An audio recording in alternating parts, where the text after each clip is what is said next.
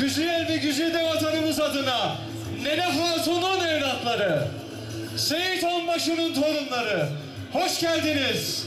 Şehitlerimize rahmet, gazilerimize saygıyla hoş geldiniz.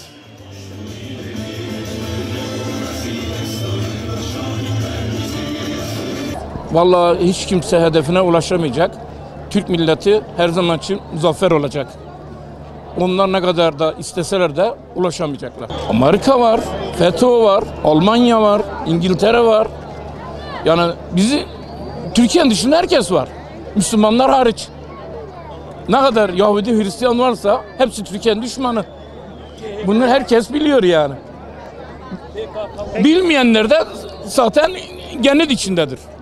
Biz her zaman muvaffak olacağız. Çünkü biz imanlı insanlarız, şuurlu insanlarız, basiretliyiz. Hepimiz uyanık olacağız.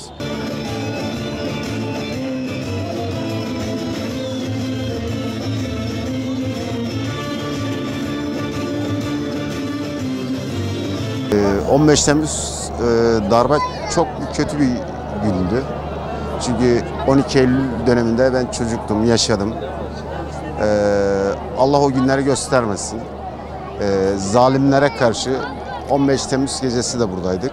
Halen buradayız ve sonuna kadar da burada olacağız. Bugünü unutturmayacağız. Gençlerimizi unutturmayacağız.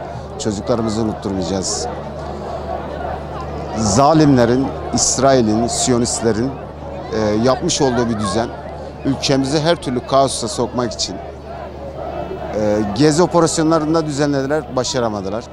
15 Temmuz'u denediler, yine başaramadılar. Dolarlarla denediler, ekonomimizi çökertmek için, ülkemizi Suriye'ye döndürmek için. Orta Doğu'nun tek lideri şu an Türkiye'dir. Orada bizleri bekleyen çok Müslüman insanlar var. Biz memleketimize sahip çıkıyoruz, ülkemize sahip çıkıyoruz. Her zaman da sahip çıkmaya devam edeceğiz. Biz ölümü göze alarak geldik o gün gece. Yine aynı şey olsa yine aynısını yapacağız yani. Müslümanlar bir olduğu süre zarf içerisinde hiçbir gücü yıkamayacağına inanıyoruz. Allah var arkamızda yani.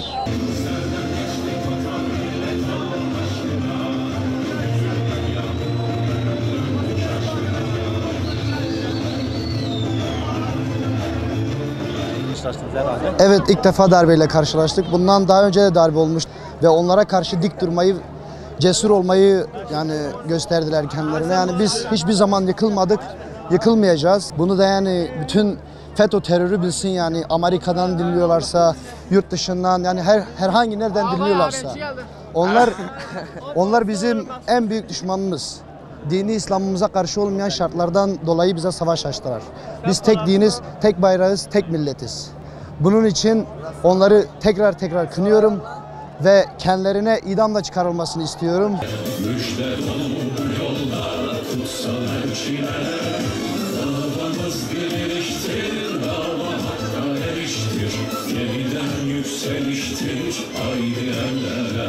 İnşallah bir daha olmaz o darbeler.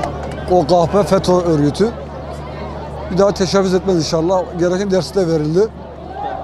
Hainlere Türkiye'de yer yoktur. Yine olmayacak. Reisimizin arkasındayız. Her zaman Müslümanlar üstü olacak inşallah.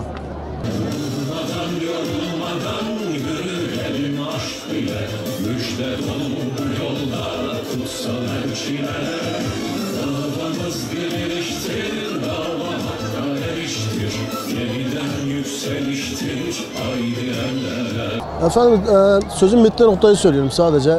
Zaferimizi kutlamaya geldik oğlumla beraber. Türkiye'yi yıkamazlar. Bizde iman gücü var. Yani bayrak gücü var. Yenemez. Bu bayrağın altında yaşadıkça bizi kimse yıkamaz. Bileğimizi kimse bükemez.